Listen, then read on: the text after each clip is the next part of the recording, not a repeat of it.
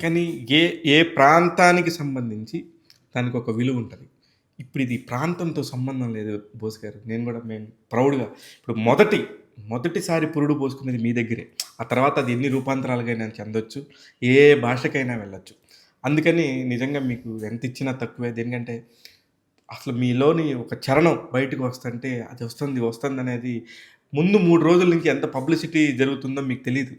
దాని మీద ఎంత పెద్ద బిజినెస్ జరుగుతుందో అవును. దాన్ని బట్టే మీకు అది కీరవాణి గారు ఊహించి ఉండొచ్చేమో. అది ఆయన గొప్పతనం డెఫినెట్‌గా. ఆ! అయితే ఈ పోటీతత్వం ఇప్పుడు నాకు తెలుసు అందరు సింగర్స్, అందరూ రైటర్స్ దాదాపుగా అందరికి దగ్గర దగ్గర సహోదరుల్లాగానే తిరుగుతా ఉంటాను. మీలో మీకు కాంపిటీషన్స్ ఎలా ఉంటాయి భయ్యా? పోటీ అనేది ఖచ్చితంగా స్పర్ధయా వర్ధతే విద్య అంటారు. అంటే స్పర్ధ ఉన్నప్పుడే విద్య వర్ధిల్లుతుందని అర్థం. స్పర్ధ ఉండాలి. హ్మ్. కాకపోతే ఏంటంటే ఆ పోటీ ఆరోగ్యకరమైన పోటీ అంటుంటాం కదా! ఆరోగ్యకరంగా ఉన్నంత కాలం అవతల వాళ్ళకి కాదు, ముందు మన ఆరోగ్యం బావుంటుంది. కరెక్టే కానీ ఏంటంటే హ్మ్. నాకిప్పుడు నేను పెద్దవాళ్ళ దగ్గర నుంచి నాకంటే వేటూరి గారు, శాస్త్రి గారు వాళ్ళతో పనిచేసిన వ్యక్తిని కాబట్టి, హ్మ్. కాబట్టి వాళ్ళు ఎలాగ నాతో మసలుకునేవాళ్ళు, హ్మ్. వాళ్ళు నన్ను ఎంత అభిమానించేవాళ్ళు, ప్రేమించేవాళ్ళు, నన్ను ఒక సోదరుడిలాగా, చిన్న తమ్ముడిలాగా నన్ను ఎలా భావించేవాళ్ళు నాకు ఇప్పటికీ గుర్తు కాబట్టి, తదనంతరం నా తర్వాత వచ్చిన వాళ్ళతో కూడా నేను అంతకంటే బావుండాలి. హ్మ్. ఆ! కరెక్ట్. హ్మ్. అని చెప్పేసి నేను ఎప్పుడూ అనుకుంటా ఉన్నాను. అలాగే వాళ్ళతో నడుచుకుంటాను. నా తర్వాత వచ్చిన శాస్త్రి గారు, రామజోగ శాస్త్రి గారు కావచ్చు, అనంత్ శ్రీరామ్ కావచ్చు, కరెక్ట్. భాస్కర భట్ల భయ్యా కావచ్చు, శ్రీమణి కావచ్చు, కాసల శ్యామ్ కావచ్చు, కేకే కావచ్చు, కృష్ణ చైతన్య కావచ్చు, ఇలా అందరితో ఇప్పుడు ఈ మధ్య వస్తున్న కళ్యాణ్ చక్రవర్తి గారు కావచ్చు, వీళ్ళందరితో నేను చాలా చాలా ఒక సోదర భావంతోనే ఉంటాను.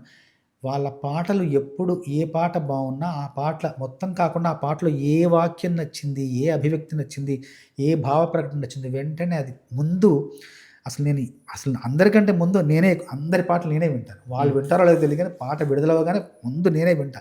విని ఈ వాక్యం బావుంది భయ్యా! వెంటనే ఆ వాక్యాన్ని కోట్ చేసి చెప్పేస్తాను. మెసేజ్ పెట్టేస్తాను. వాళ్ళు థ్యాంక్ యూ భయ్యా, థ్యాంక్ యూ భయ్యా అంటారు. అందరికి ఎవరని కాదు, ప్రతి ఒక్కరు ఎవరు బాగా రాస్తే ఆ పాట బావుందంటే, ఆ పాటలోని భాగాన్ని వాళ్ళకి చెప్పేసి, బావుందని చెప్పేసి వాళ్ళకి నా ఆనందాన్ని వాళ్ళతో పంచుకుంటాను.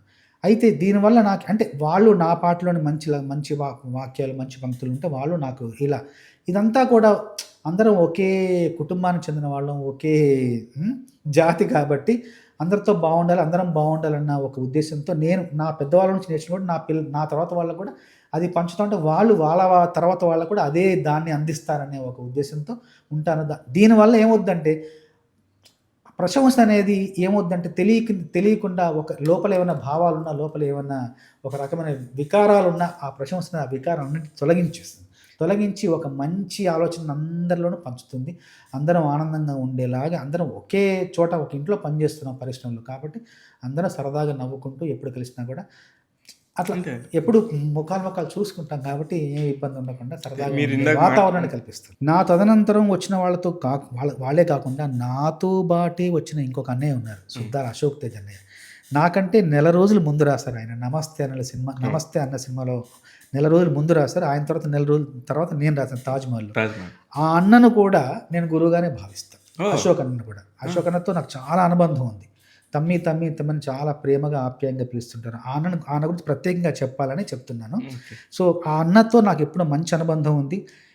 నేను ఏ విజయం సాధించినా ముందు అభినందించే వ్యక్తి అశోక్ అన్న. సూపర్. అశోక్ అన్న క్షేమంగా, ఆరోగ్యంగా, ఆనందంగా ఎప్పుడూ నిండు నూరేళ్లు వర్ధిల్లాలని కోరుకునే వాళ్ళలో నేను మొదటి వ్యక్తిని నేను అనుకుంటున్నా.